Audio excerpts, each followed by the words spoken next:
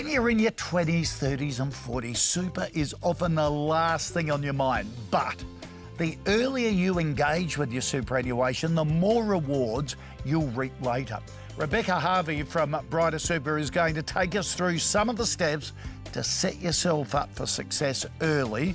Rebecca, let's go age by age. Yep. What should people be thinking about in their 20s when it comes to super? Because retirement seems so far away. That's true. But in your 20s, you first started getting super when you first started working.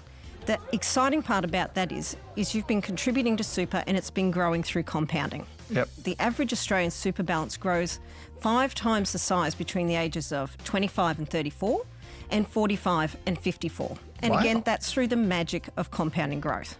Right. For those in their 20s, they should be considering just getting to understand about super. So understand how their money can be invested, the contribution types that they have, and the fees, because that all impacts performance and impacts how your super is going to grow in the long term. Okay. Then, if you're in your 20s, consider making some additional contributions, and you can do that through salary sacrifice. Even the smallest amount can make a big difference over time due to compounding, and that can really make a difference in the decades to come. All right, let's go on to your 30s. This is a time when things start to get a little more serious, but it's a time when, for most people, their commitments are growing. Absolutely. It's a critical time in your 30s to start thinking about your super. Some things you should be thinking about: making additional contributions into super. Also thinking, do I have any lost super out there? At Brighter Super, we have a super match tool that's available on our website to anyone, where they can check if they've got any lost super, and then they can also consolidate through there as well. Or they can go to the MyGov app. Before consolidating, you need to consider if there's any tax or fee consequences or any loss of insurance cover. Then you need to go in and have a look at your own insurance within your super. Check what death and total and permanent disability cover you have, and income protection. You need to make sure that meets your personal needs and those of your family. So, Rebecca, those in their 40s, starting to focus more on superannuation, how can they fast-track their super wealth for retirement?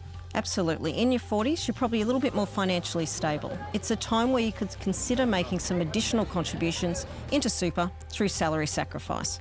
You do this by making the contribution pre-tax, which can help grow your super and reduce your taxable income. Then you might want to consider some high growth investment options.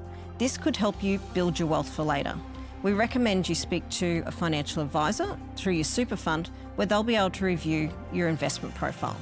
Finally, you may be able to take advantage of the government's superannuation schemes. For example, if you or your spouse are taking a career break, or you're not working or earning less, you may be able to put money into your spouse's super, claim a tax offset, while also growing their super at the same time. So, Rebecca, a bit of general guidance for anyone who, no matter what their age, going through that super building stage. I'd say just be mindful if you have multiple superannuation funds, you're probably having fees across those, and that can erode your super over time and affect the balance of your super for retirement.